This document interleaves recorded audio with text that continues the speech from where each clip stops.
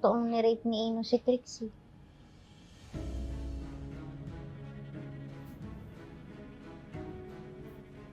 Attorney Matias, pinapatawag po kayo ni CRD. Bakit daw? Innocent Angel's Haven? Yeah. Don't you like it? But, No buts, Ino. You are doing this. Kahit na not guilty ka pa sa end ng case, some people still think that you are not innocent. That is why we are erasing that image of you.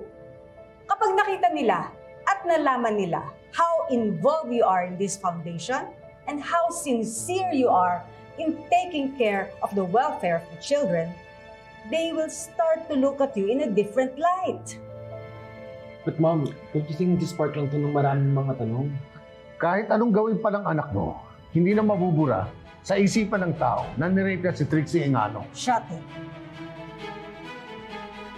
Ni-rape mo talaga si Trixie?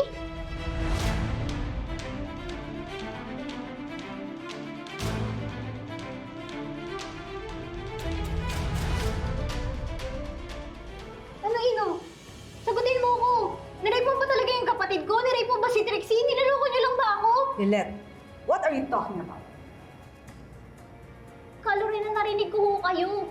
Ang sabi ni CRD, kahit ano pang gawin ni Ino, hindi na mabubura sa publiko na ni-rape niya si Trixie. Cons.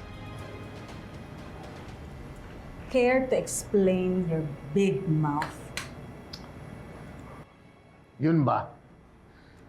I was just saying to Lorena na kahit anong pakulupa o project ang gawin natin, hindi na mabubura sa isip ng tao kung anong inaakusa sa kanya ng mga Engano. Lilette, do you really think na kung totoong ginawa yun ni Ino ay kukonsintihin ko siya? Ako mismo ang magsusuplong sa kanya sa mga pulis kesa hodang anak ko siya.